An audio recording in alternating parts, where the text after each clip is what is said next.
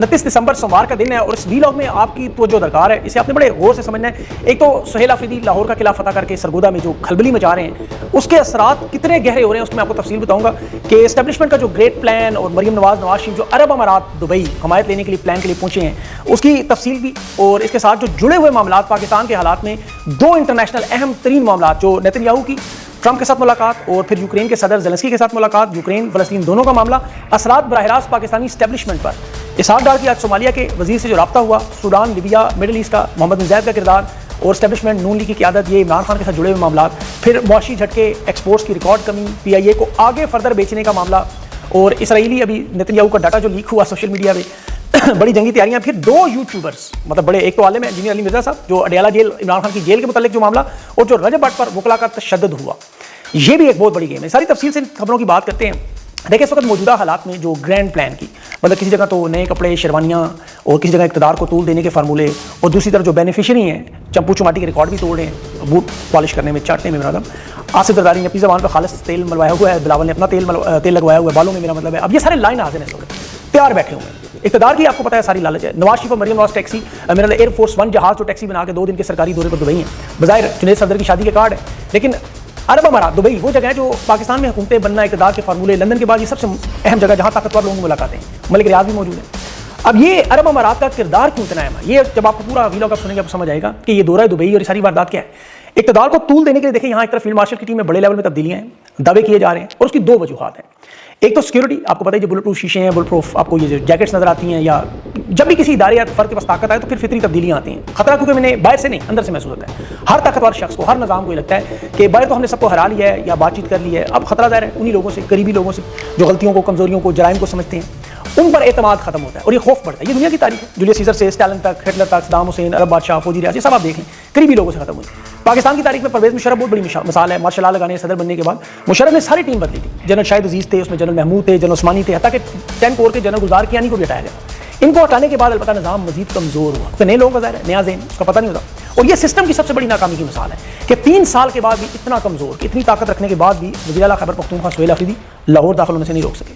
3 दिन में उन्होंने इनकी 3 साल की मेहनत तबाह बर्बाद कर दी। सुहेल आफरीदी ने लाहौर के बाद अब सरगोदा में भी जो इकट्ठ किया, अब उस पर इन्हें बड़ा ठीक ठाक झगड़ा लग रहा है। मरीम नवाज की शदीद 3 शिकायत गिले आ रहे हैं कि पंजाब में हमारा सारा बयानिया तबाह हो गया, हमारी सारी रखी हुई कोशिश तबाह हो गई, तहरीक इंसाफ को आपने पंजाब में दबाना था, ये तो उल्टा मामला हो गया। अब आप देखें इतना बड़ा मामला था कि खान ने बनी गाला इस्लामाबाद छोड़ के ज़मान पाक डेरा लगाया था, क्योंकि ताकत असल पंजाब में है, और यही इसलिए ताकत का भरपूर इस्तेमाल भी हुआ। 3 साल जुल्म सितम के पहाड़ आज तक गिराए जा रहे हैं। ये नहीं पता पंजाब से मामला उठ गया तो फिर सारा मामला खत्म है। इसीलिए टीमें बदली जाती हैं, ग्रैंड प्लान बनाए जाते हैं। इक़्तिदार को तूल देने के लिए हर दिन इस सोच में गुजरता है कि इसको खींचना कैसे है, लंबा कैसे करना है। पाकिस्तान के जो हालात हैं उसमें अंदरूनी हालात और इंटरनेशनल मामला, ये आपको पता है जुड़े हुए हैं आपस में। अमेरिका की जो पाकिस्तानी एस्टेब्लिशमेंट के साथ ताल्लुकात है वो 2 मामला हैं। एक यूक्रेन जहाँ से ऑर्डिनेंस फैक्ट्री का असला जाता रहा, जिसकी वजह से पूरा यूरोप खामोश रहा, आपको पता है। दूसरा फ़लस्तीन जहाँ गज़ा अमन फौज इसराइल की हमायत, जिसकी वजह से अमेरिका इसराइल खामोश है। अब ये 2 अहम मुलाकातें सिलसिले में हुई और दोनों वो मसाइल हैं जिससे एस्टेब्लिशमेंट का कंट्रोल कमज़ोर होता है। एक तो डोनाल्ड ट्रंप जो यूक्रेन के सदर के साथ मुलाकात, जिसमें 95% मामला इनके तय हो गए डोनबास के इलाके समेत। अमेरिका ने यूक्रेन के इलाके और सिक्योरिटी की गारंटियाँ तक दे दी हैं। ट्रंप, ज़ेलेंस्की और यूरोपीय ममालिक तीनों अमन मुआहदे के करीब 3 पहुँच गए, जंग इख्तिताम की तरफ है। उससे ज़्यादा एस्टेब्लिशमेंट की जो ताकत यूरोपीय दुनिया में थी वो खत्म हो जाएगी, तो उसके अलावा तो जरूरत नहीं है। और फिर आपका नतीजा देखें, यूरोपीय ममालिक से ताल्लुकात भी बिगड़ते जा रहे हैं, बल्कि बदतरीन हालात में। नॉर्वे के सफ़ीर को डिमार्श किया गया, यूरोप का इंतहाई अहम तरीन मुल्क बरतानिया के सफ़ीर को डिमार्श किया गया, उनके साथ ताल्लुकात भी जो हमारे मालिकान हैं। अब अल जज़ीरा के साथ जो कतर की वजह से मामला, वो अलग मसला। अल जज़ीरा को पाकिस्तान में बैन तक किया जा रहा है। उसकी वजह एक तो अफगानिस्तान में जो वो रिपोर्टिंग करते हैं, कहते हैं जी जानबदार रिपोर्टिंग है, मुज़ाकरात के हवाले से, या अफगान हुकूमत का ये मौक़िफ़ पेश करते हैं। सरहदी झड़पें हों, उनकी तफसीलात पाकिस्तान के हक़ में नहीं देते, अफगानिस्तान की तरक्की का जिक्र करते हैं, पाकिस्तान की मौशी बदहाली, सिक्योरिटी चैलेंजेस, सियासी अदम इस्तेहकाम, इंसानी हकूक़, खास तौर पर इमरान खान की कैद से मुतल्लिक़, तहरीक इंसाफ के जुल्म सितम के मुतल्लिक़ उसकी रिपोर्ट करते हैं। अल जज़ीरा चूँकि एक बड़ा मुस्तनद इदारा है, बड़ा नेटवर्क है, 18 करोड़ टीवी पर, 25 करोड़ डिजिटल मीडिया में देखते हैं। अरब दुनिया, यूरोप, अमेरिका, अफ्रीका, एशिया की बड़ी पावरफुल रेटिंग है। इनके थिंक टैंक जो पॉलिसी साज हैं वो सारे ब्रसेल्स में अक़वाम मुत्तहिदा बड़ी संजीदगी से लेते हैं। उस पर 9 मई, 26 नवंबर, ब्रिटेन इनकी रिपोर्ट्स हैं जिनका जिक्र इंटरनेशनल अदालतों तक जाता है। अब कतर की हुकूमत पर दबाव तो डाल नहीं सकते, एक मजबूत मुल्क है, एक सालिस के तौर पर वो दुनिया के सामने मशहूर है। फिर उनकी खबरें भी दुरुस्त निकलती हैं, जैसे अभी PIA के मतलब उन्होंने 25% शेयर वो आगे मजीद बेचेंगे, वही हुआ। बैनुल-अक़वामी एयरलाइन आरिफ हबीब ने इकरार किया कि हम तो इसे बैनुल-अक़वामी दुनिया में बेचने जा रहे हैं, मजीद इन्वेस्टमेंट। फिर उनका एक्सपोर्ट पाकिस्तान की 40% गिर रही है, महंगी तवानाई का बहरान है, बिजली की लागत है, पाकिस्तान की फूड एक्सपोर्ट ग़ज़ाई किल्लत 3 अरब से 1.9 अरब पे चली गई है। चावल की एक्सपोर्ट जो $1.5 अरब पाकिस्तान भेजता था, अब 700 मिलियन के करीब रह गई है। तो ये सिक्योरिटी के मामला हों, तजारती खसारा हो, یہ 6 ارب تک پہنچ چکے ہیں ہم جو باہر سے منگوا رہے ہیں. اب ظاہر ہے گوبر کو حلوہ تو بنایا نہیں جا سکتا. پھر غزہ امن کے حوالے سے وہ معلومات الجزیرہ دیتا ہے, تمام آؤٹ لیٹس دیتے ہیں, پھر ان سے بڑی سخت تکلیف ہوتی ہے. اور یہ حالات نہ صرف یورپی یونین میں بلکہ عرب ممالک کے ساتھ بھی خراب ہو رہے ہیں. اس کے علاوہ وائٹ ہاؤس کی ملاقاتیں ہوں, ٹرمپ کو دی گئی پیشکش ہوں, معدنیات ہوں, ایکسٹینشن ہو, یہ سارے کے سارے معاملات ان کی مرضی پر نہیں چلتے. وہ جینون چیزیں آتی ہیں, آئینہ دکھائی دیتا ہے, صدر دیتے ہیں. اب اس میں دوسری ملاقات میں آپ کو کہا تھا ٹرمپ اور نیتن یاہو کی. اب یہ غزہ والا معاملہ بھی بہت بڑا ہے. اس میں بھی آپ کو پتا ہے ٹرمپ کے مارا لوگو جو گھر ہے اس پہ 5ویں ملاقات نیتن یاہو کی, اور اس میں غزہ میں جنگ بندی اور یہ 2 سال کی جو تباہ کن جنگ ہے, اسرائیل کی فوج نئی پوزیشنز پر موجود ہے, انہیں پیچھے ہٹنے کے لیے کہا جا رہا ہے. مزاحمت کاروں کو یرغمالیوں کی حوالگی اور 20 نکاتی منصوبہ جس میں ظاہر ہے اسلحہ بھی واپس لینا. اب یہاں دوسرا مرحلہ شروع ہونے والا ٹیکنوکریٹس حکومت کا, اور پاکستان کا سب سے اہم کردار امن فورس کے حوالے سے. اب یہاں پہ یاد رکھیں کہ ڈونلڈ ٹرمپ اور امریکی حکام سخت مایوس ہے کہ نیتن یاہو کوئی لچک نہیں دکھا رہا, کوئی پیش رفت نہیں ہو رہی. اب اسے ذرا غور سے سمجھے گا. اب نیتن یاہو نے نئے مطالبات رکھ دیے, اور وہ صرف فلسطین نہیں مانگ رہا, وہ ایران کے جوہری پروگرام پر, بیلسٹک میزائل صلاحیتوں پر ٹرمپ سے مدد مانگ رہے ہیں. اور ٹرمپ اس جنگ میں شامل نہیں ہونا چاہتا. نیتن یاہو گولان کی پہاڑیاں اور اسرائیل و شام کے درمیان سیکورٹی معاہدے کروا کے وہ لینا چاہ رہا ہے. لبنان میں جو متحرک تنظیمیں ہیں انہیں بھی غیر مسلح کرنا چاہ رہا ہے. یعنی فلسطین, شام, لبنان اور ایران چاروں ممالک پر وہ کنٹرول چاہتے ہیں, کیونکہ 10 مہینے بعد نیتن یاہو کی انتخابات ہیں. وہاں اتحادی حکومت بھی اس کی آپ کو پتہ بنانی ہے انہوں نے, اور وہاں مذہبی طبقہ اسرائیل کا اس سے سخت ناراض بھی ہے.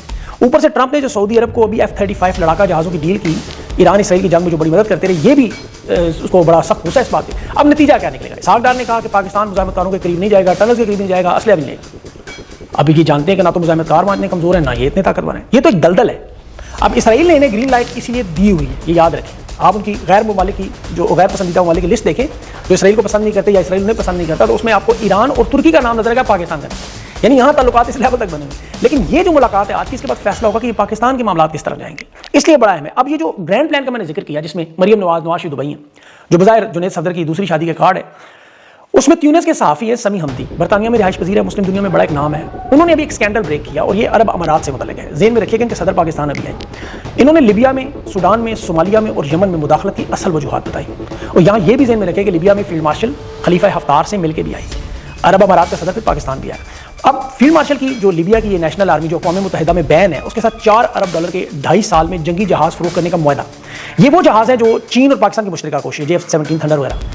اصل میں تو چین گئی ہیں. اب چین شمالی افریقہ میں اپنا اثر و رسوخ بڑھانا چاہتا ہے. JF تھنڈر جو خلیفہ حفتار کو بیچنے کے لیے پاکستان کو رکھا گیا تاکہ اقوام متحدہ میں پابندیاں نرم ہوں. امریکہ پینٹاگون اس پہ نظر تو رکھے ہوئے ہیں, لیکن یہاں جو سب سے بڑا معاملہ جو سمی دین نے بھی بات کی کہ عرب امارات نے باقاعدہ آرمی چیف کو حکم دیا کہ آپ یہ ہتھیار فراہم کریں, اور یہ سوڈان میں ہم نے ہمدیتی کو دینے ہیں. جو سوڈان میں ایک تو عوام کی نسل کشی میں لگا, پھر دوسرا وہاں الیکشن ہونے, اور شیخ صاحب کو یہ پتا ہے کہ وہاں جو نئی قیادت آئے گی ان کی مرضی کی نہیں بنے گی. اور یہی صورتحال یمن میں بھی ہے. اب ان دونوں ممالک میں یہ علیحدگی پسندوں کو اسلحہ فراہم کر کے, سیاسی مدد کر کے, بلکہ یمن میں تو سعودی عرب کی جو مبینہ ریڈ لائن ہے اس طرف بھیج رہے ہیں. اس کی وجہ عرب امارات آزاد جنوبی ریاست بنانے کی کوشش کر رہے ہیں, جس کا اصل مقصد اسرائیل کا تحفظ ہے. یہ بڑے غور سے سنیں, بحیرہ احمر اور باب المنداب یہ ابو ظبی کے مفادات ہیں. وہاں ایک جزیرہ ہے سقوطرہ کے نام سے. یہ ساری کوشش وہاں کی ہے کہ اسرائیل امریکہ کی جو لابنگ سے, اسی وجہ سے انہیں خارجہ پالیسی میں مکمل استثنا دیا گیا. یمن میں سعودی عرب میں محمد بن سلمان کے لیے مسئلہ صرف حوثی ہیں. وہ وہاں سرکاری حکومت کی حمایت کرتے ہیں, انہیں خطرہ حوثیوں سے ہے.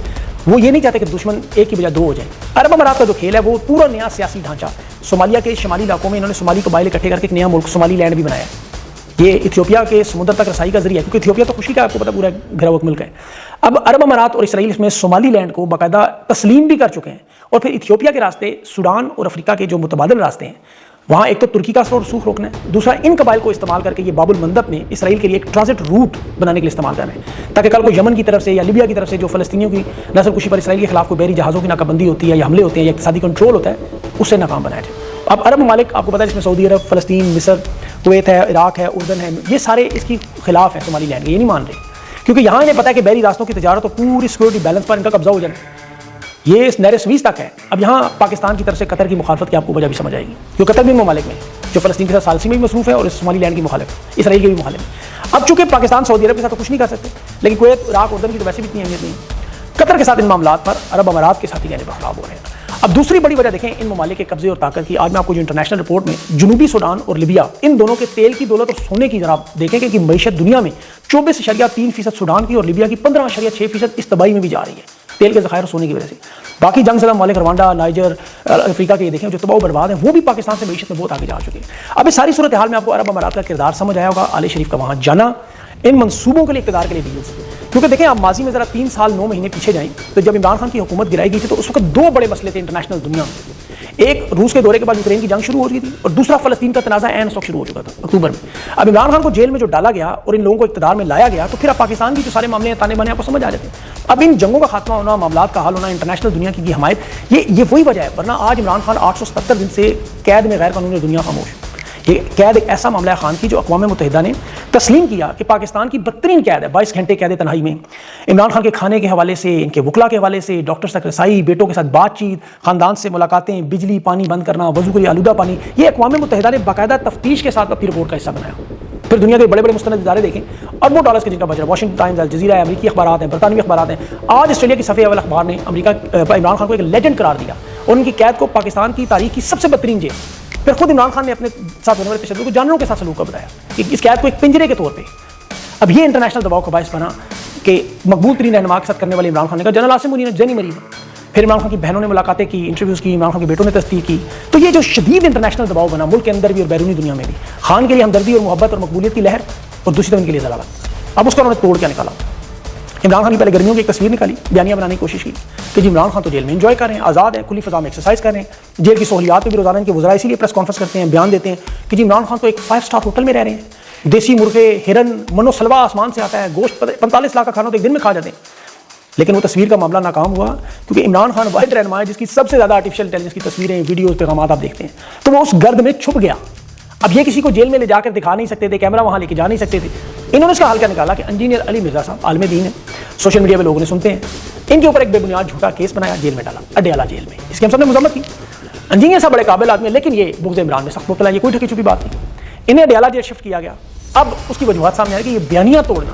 انجینئر صاحب نے جو فرمایا نا, ایک بڑی دیوار, اس کے پیچھے کھانے کے وقت دیسی گھی کی خوشبو, اور پھر پتہ نہیں چمچے کڑھائیاں بھی پکتے ہوں گے, مطلب انہوں نے تو بہت کچھ کہا ہوگا, مجھے نہیں پتا. انہوں نے کہا جی ہم کرکٹ کی کمنٹری بھی سنتے رہے. ویسا خوش نصیب ہے کہ عمران خان کی اپنی بیوی بشرا بیوی سے ملاقات نہیں, بیٹے اس کی آواز نہیں سنتے تھے لیکن یہ سنتے رہے. بہرحال اس پہ آپ کرنل رفیع الدین کی بھٹو کی جیل کی 323 کی کتاب پڑھیں, وہ جیل سپرنٹینڈنٹ تھا. اس نے خود 46 سال پہلے اڈیالہ جیل کی سخت سیکورٹی کے حالات دیکھیں. آپ ذرا پڑھیں اس کو, آپ دیکھیں گے کیا کیا کرتے رہے. اور بھٹو عمران خان کی مقبولیت کے 10% بھی نہیں, اور کیا انتظامات تھے اور خان کے لیے کیا. بہرحال انجینئر صاحب وہاں پہنچ کے 3 چکیاں انہیں ملی تھی, 6 خان کو ملی تھی, مشقتین سے آ کے بتاتے رہے, کھانے کی خوشبوئیں بھی سنتے رہے, آوازیں بھی سنتے رہے. مقصد کیا تھا؟